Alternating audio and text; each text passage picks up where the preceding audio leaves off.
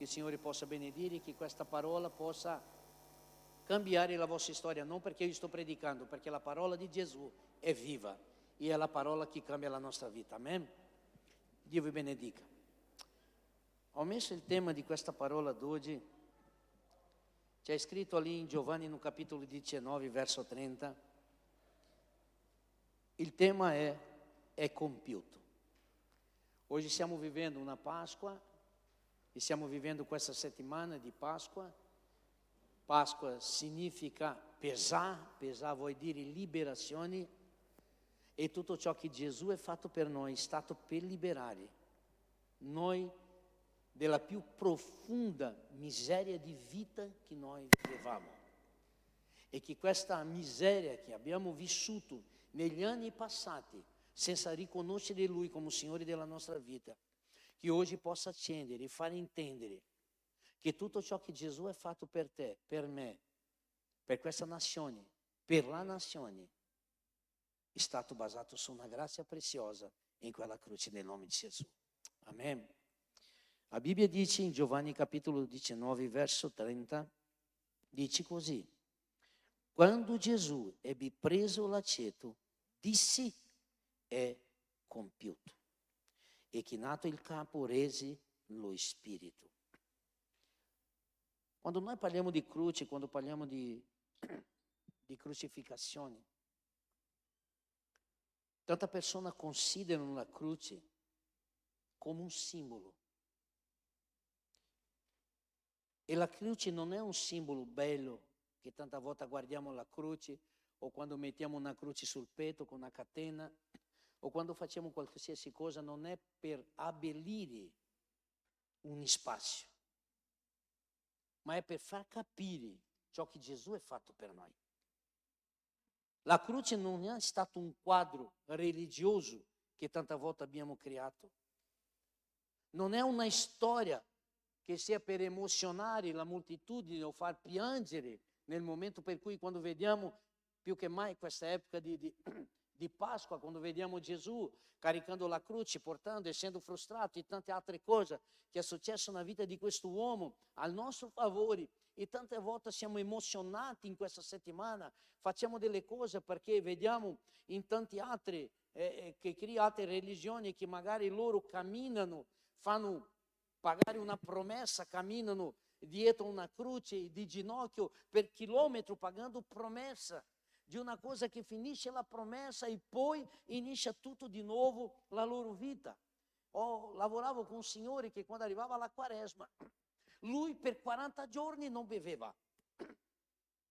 Quando arrivava la Quaresima era il suo tempo prezioso. Appena arrivava il 40° giorno che finiva la Quaresima, lui faceva la prima balla. E gli ho detto: che senso ha?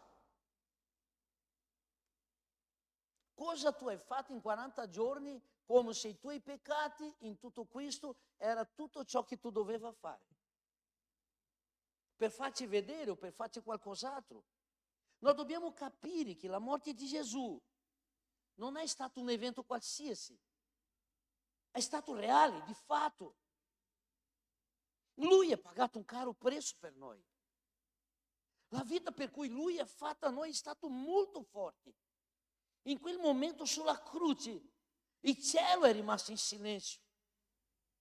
Il Figlio di Dio è stato esposto come colpevole, pur essendo l'unico innocente in questa terra. E noi dobbiamo capire questo. Lui è stato rifiutato perché noi possiamo essere accettati. Lui è stato ferito per cui noi potevamo essere guariti. Lui è stato abbandonato per cui noi non avevamo bisogno di vivere da solo. La morte ha un significato molto forte, perché mentre il suo corpo è stato strappato, guarda, qualcosa invisibile in quel momento stava succedendo. Il suo peccato stava essendo pagato a nostro favore. Cosa che noi non consideriamo. cosa che parecchie volte nella nostra vita noi non facciamo caso di ciò che Lui è pagato per me, per te. Enquanto Lui era lì, qualcosa grande succedeva. O che sia, ad ogni errore che tu hai cercato di nascondere, ad ogni pensiero che nessuno gli ha mai sentito o visto, ad ogni caduta che magari tu hai giurato di non ripetere in questo peccato, Lui era lì, portando su di te quella croce. Guardate bene questo. E sai cosa mi pesa che oggi in pomeriggio pensavo? È che Gesù poteva fermare tutto questo. Fermare cosa? Con una parola sua. E i cieli potevano essere aperti. Con una sola voce di comando. E gli angeli potevano scendere e togliere Gesù di quella croce. Ma Lui non è sceso di quella croce. Perché se Lui scendesse di quella croce, noi non potevamo salire. Alleluia.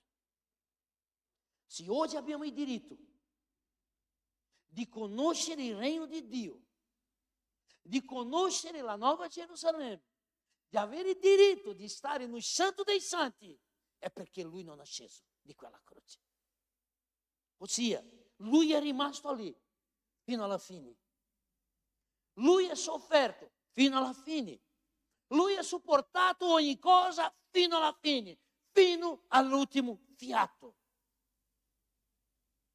E che quando tutto sembrava perso, quando l'inferno pensava che aveva vinto, Lui ha dato quella parola: è consumato, è compiuto. Alleluia. E io devo dire, Signore, grazie Gesù. Perché quel momento che Lui ha dato quella parola non è stato un grido di una sconfitta, ma è stata la più grande dichiarazione potente per la nostra vita. Il debito è già pagato. Ossia, l'accesso al cielo è stato aperto, perché la Bibbia dice che il velo è stato strappato. Il cammino è già pronto per la nostra vita. Perché? Perché Gesù è fatto. E questo è un punto importante per la nostra vita, che tante volte tanti di noi evitiamo. Perché la croce non chiede a te un applauso. La croce chiede a noi una risposta. E la Bibbia dice, proprio Gesù dice, che se quelli che non prende la sua propria croce, se non carica la propria croce, allora questo deve essere una risposta nostra, perché non è soltanto una emozione. Non basta trovare una croce a casa tua e dire: ma che bella croce che ha. E tanti ignorano la croce, come se lo dicessi che tutto quel sangue non è stato necessario. Tutto ciò che Gesù ha fatto non era necessario. Io mi ricordo una volta una predica di una conferenza, che un pastore che avevamo, lui era molto forte nella sua predica. Quando è finita questa conferenza, un altro pastore è venuto a commentare con lui, dicendo che la sua parola era molto bella, ma oltre alla tua parola essendo bella, tu sei un po' esagerato quando parla. E lui gli ha guardato quell'altro pastore e gli ha detto: esagerato è stato Gesù morire nella croce per te.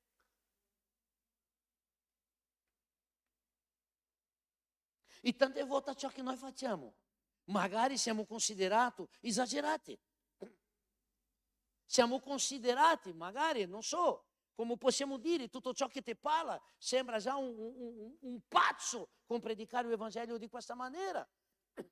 Un viziato perché stai leggendo troppo la Bibbia, o qualcos'altro che ti chiama fanatico, la parola più giusta. Di più tu sei considerato così, più vicino tu sei del Signore. E leggere la Bibbia non è un esagero. Pregare non è mai un esagero. Noi dobbiamo continuare a essere tutto ciò che Gesù gli ha chiamato per essere. Perché Lui non è morto per essere ricordato soltanto. Lui è morto per essere seguito. Perché Lui dice che noi dobbiamo seguire i Suoi passi. Perché sto dicendo? perché è ora di vivere questo tempo.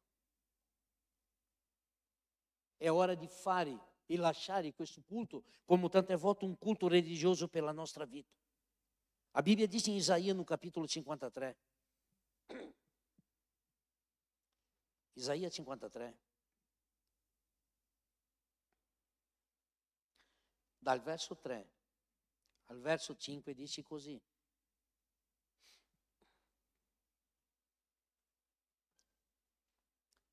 io non voglio allontanarmi tanto, ma vorrei che voi lo capissero tanto i valori della croce. E la Bibbia dice, 53,3 dice: disprezzato e abbandonato dagli uomini, uomo di dolori, familiari con la sofferenza, pari a colui davanti a quale ciascuno si nasconde la faccia, era spregiato e noi non ne facemmo stima alcuna.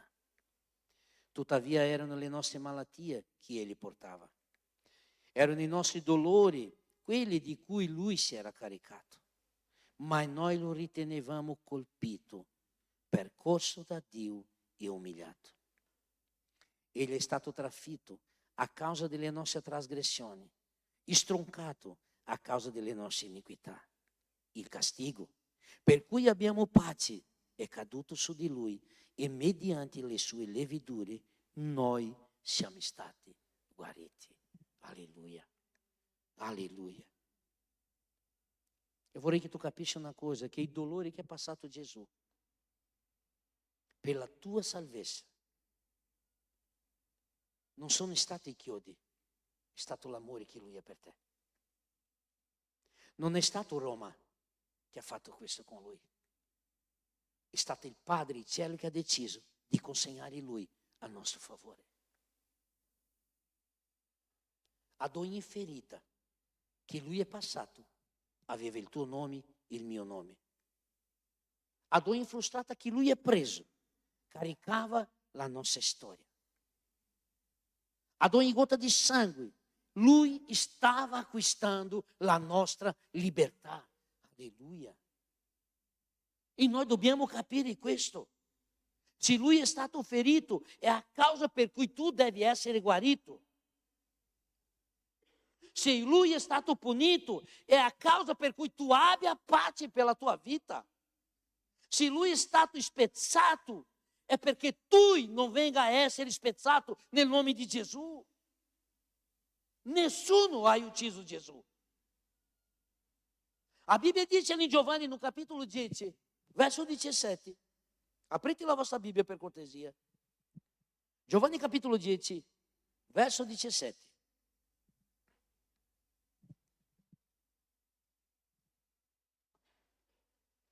Nessun fondo musicale per me oggi, né? Mamma mia, eh? Grazie.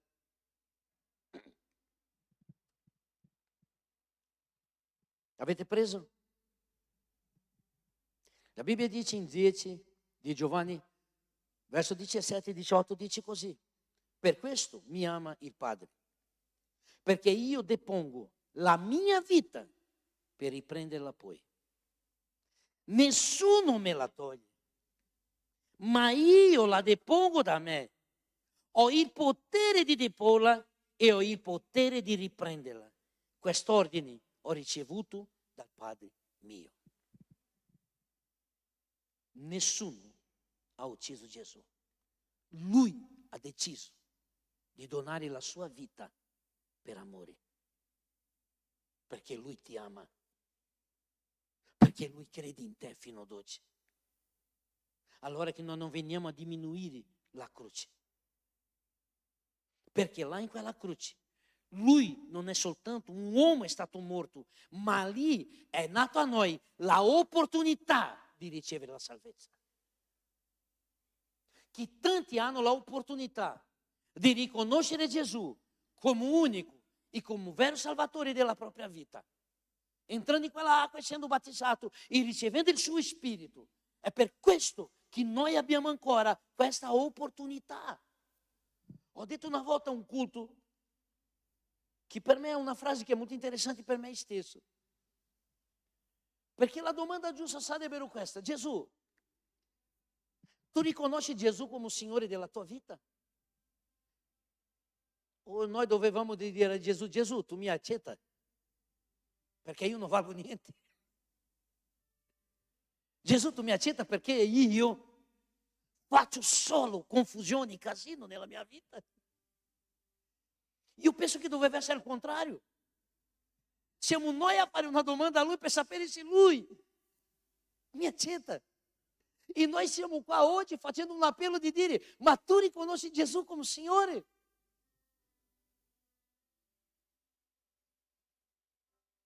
Tanta volta veniamo davanti per ricevere una preghiera, di vedere qualcuno cadendo perché ha ricevuto una unzione. No, no. Le cose cambiano, tu dovevi venire davanti e buttarsi da solo per terra, perché dire, Signore, devo umiliarmi ancora di più a te. Perché ciò che tu hai fatto per me non c'è prezzo che paghi. Io posso fare tutto, ma non avrà mai un prezzo di ciò che Lui ha fatto per me. Io non sto parlando di un mese, che tanta volta non è un giorno, che noi stiamo vivendo un giorno religioso, ma è di ricordare che qualcuno ha sanguinato per noi. Perché io potessi essere libero, essere salvato e avere il diritto di vivere una vita eterna e non passaggera. Se oggi ho il diritto della salvezza, se oggi ho il diritto di entrare in un santo dei santi, se oggi posso godere della libertà di adorare il nome del Signore, è stato attraverso una croce che qualcuno ha pagato un prezzo per me senza meritare. Riconosca questo per la tua vita. E purtroppo tanti rifiutano ciò che sta essendo offerto gratis, che si chiama grazia. La grazia è gratis. Ciò che tu hai per diritto oggi è gratis, è grazia. E parecchie volte noi stiamo rifiutando il più bello regalo che abbiamo ricevuto, senza meritare. Ma sa qual è il problema? Quando noi parliamo Pasqua, liberazione, se andiamo in Esodo a vedere tutto ciò che è successo, quando desideriamo liberazione per la nostra vita, ogni liberazione ci porta a un dolore. Noi vogliamo essere liberi, ma non vogliamo soffrire. Ed ogni liberazione ha una sofferenza, perché liberare un vecchio per entrare in un passo nuovo porta dolore. Perché sono cose antiche nella nostra vita che noi abbiamo paura di rinunziare. E questa paura mi provoca qualcosa che io non riesco a fare. Guardate bene, è facile rinunziare ciò che noi eravamo abituati a fare e oggi diciamo, ma io non posso più fare. Nessuno mi impedisce di fare ciò che voglio. Ma la grazia mi ha salvato e mi ha dato il diritto di godere di questo principio meraviglioso. Gesù è morto per liberare la mia vita. E tante volte noi stiamo rinunziando a questa libertà. Essere un cristiano non è una prigione, è il diritto della tua salvezza per godere da più grande allegria che ancora tu hai per diritto, che è la vita eterna. E noi stiamo rifiutando. Gesù ti ama. Diga alla persona do fianco, Gesù ti ama. E non è pouco. Em Lucas, no capítulo 22,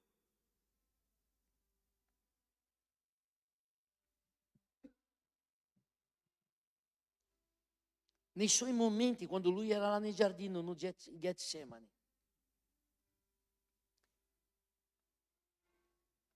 è stato un momento difficile anche per Gesù. Noi siamo andati già parecchie volte, ogni volta che siamo là ministrati in quel luogo. È molto forte. Non riusciamo mai a sentire ciò che lui ha sentito. E la Bibbia dice, em Lucas 22, 44, que disse, e descendo em agonia, ele pregava ancora più intensamente. Uau! In agonia, la sua preghiera era più intensa. Il suo sudore diventò come grosse gocce di sangue che cadevano in terra.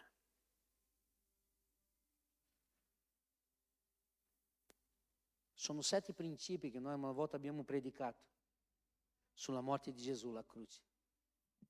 E la gota di sangue, quando è caduto sulla terra, parla di territorio, di conquista.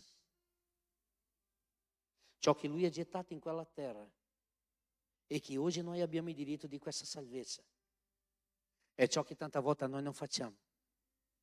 Che nei momenti difficili, quando siamo in agonia, invece di pregare di più, intercedere di più, digiunare di più, cercare di più, Signore, cosa noi facciamo? Ci tiriamo indietro.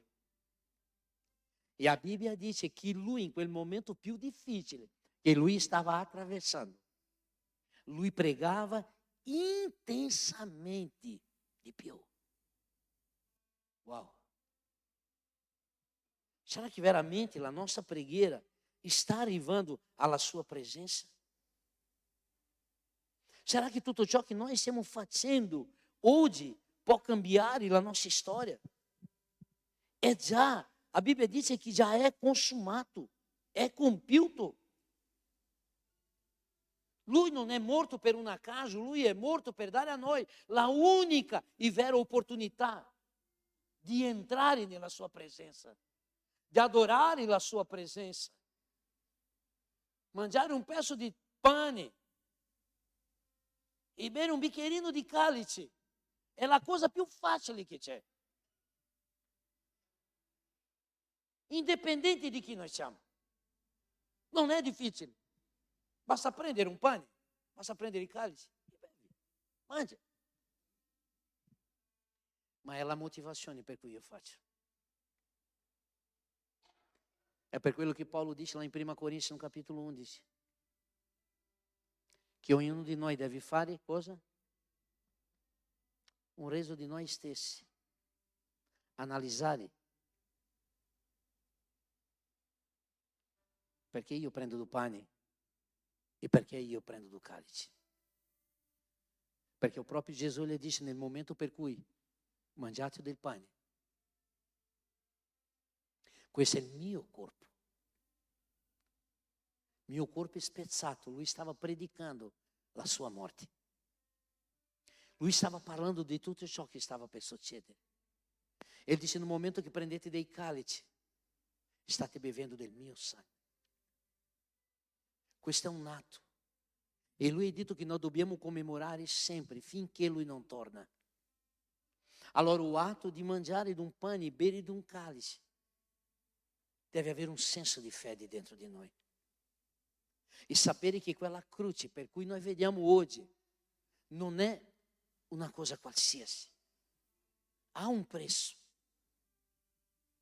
Camminare sotto questo prezzo, camminare sotto questa unzione preziosa per cui Gesù è versato su di noi, deve essere con reverenza. Perché la Bibbia dice che lui si è reso, lui si è lasciato. Lui è lasciato che il Signore potesse toccare e fare cosa nuova nella sua vita. Non è stato soltanto un grido, è compiuto. Non è stata una sconfitta, non è stata la fine.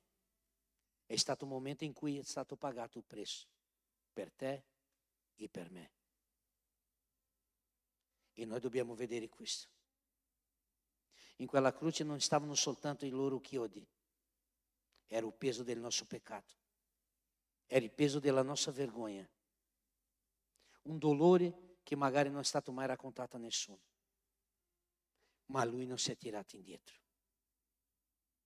perché il suo sacrificio non è stato un sacrificio parziale come noi facciamo, non è stato incompleto come siamo noi. Lui non ha lasciato nulla pendente, lui ha fatto tutto, perché con le 2 parole che lui ha detto è compiuto. Tutto ciò che io dovevo fare, ho fatto. E tante volte noi stiamo cercando di pagare ciò che lui già ha fatto. Perché pensiamo che pagando qualche promessa noi saremo liberi. Lui già ha fatto per te. A croce non è soltanto un simbolo, è stata una trasferenza. Lui ha portato tutto ciò che era tuo per dare a noi ciò che è suo. Alleluia. Avete capito? No? Vi ripeto questo. Lui ha portato ciò che era suo per dare ciò che era di lui a te. A me. E tante volte stiamo caricando ciò che non è nostro, invece di caricare lui. Io sto caricando le cose che non appartengono più a me e neanche a te. Perché Gesù va di là di tutto ciò che noi stiamo facendo. Grazia, perdono e nuova vita è ciò che lui mi dà. È compiuto. È compiuto.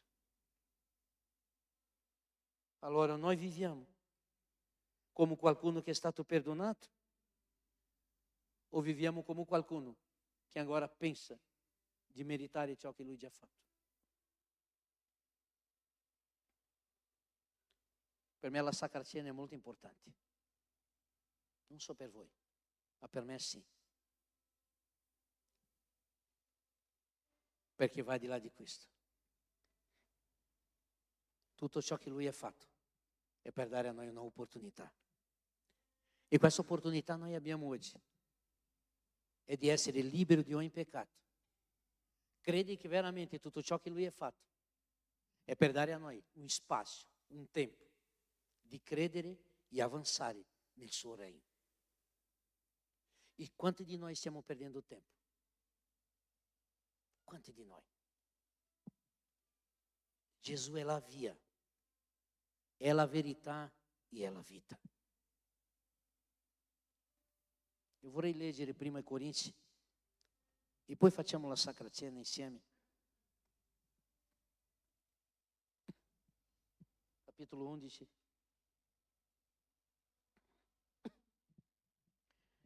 Capitolo 11, verso 23 in avanti. E che tu potessi pregare per te stesso in questo momento.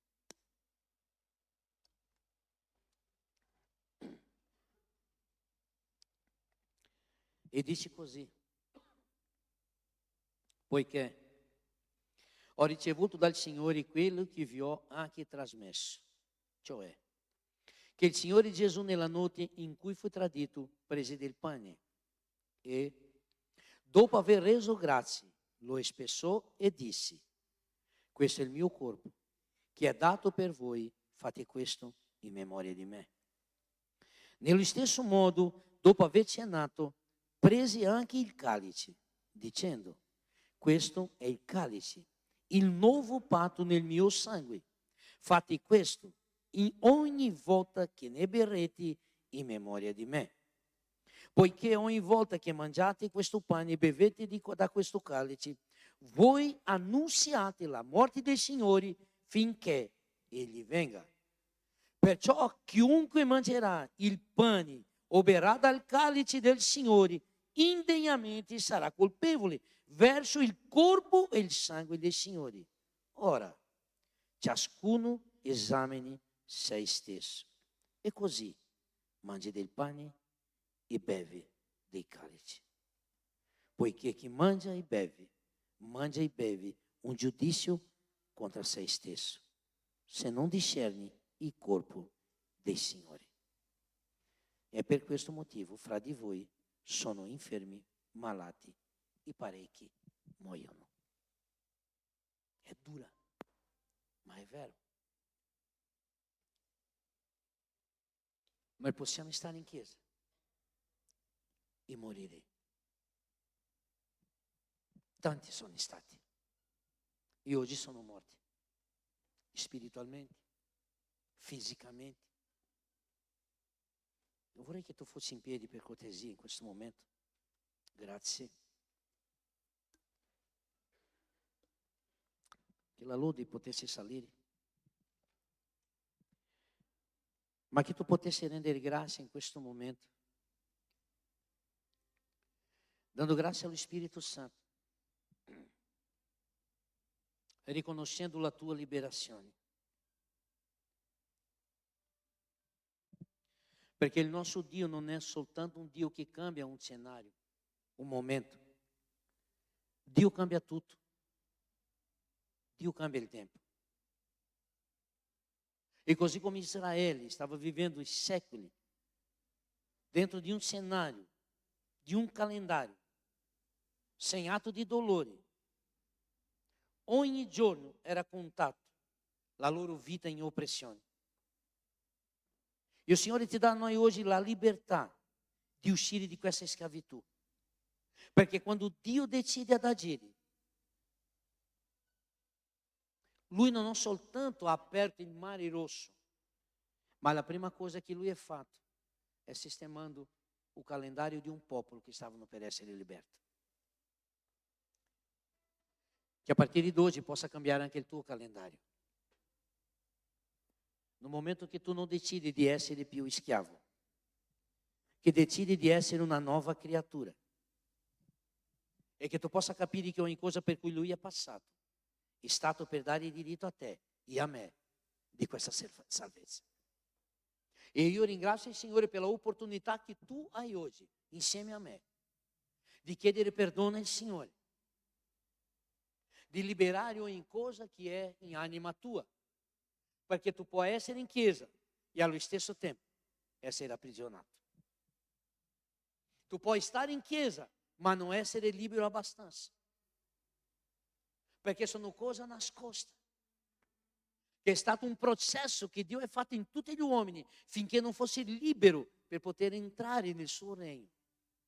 E se noi vogliamo godere di questa libertà, se noi vogliamo godere di questa grazia preziosa, tu hai il potere oggi nel nome di Gesù di dire: anima mia sia libera, perché io posso entrare oggi no Santo dei Santi, che io possa consacrare la mia vita al Signore, che io possa oggi prendere dei pani, do cálice, mangiare e bere di forma giusta, sapendo, Signore, che prima o poi tu stai tornando e che tu, Signore, mi troverai, Signore, con la mia anima, con il mio cuore e con la mia mente pulita. E che tu possa ora, in questo momento, tu che vuoi venire a prendere del pane e dei calici, e lì in quel tavolo, venite, prendete il pane e i calici, ma non mangiare e non bere, che lo faremo tutti insieme. Io non ho dato quella predica prima a Corinzi per avere paura, ma per avere il diritto di liberarci, che noi abbiamo tempo di essere liberi. Hai tempo, potete andare a servirvi, potete venire. Noi faremo una lode in questo momento.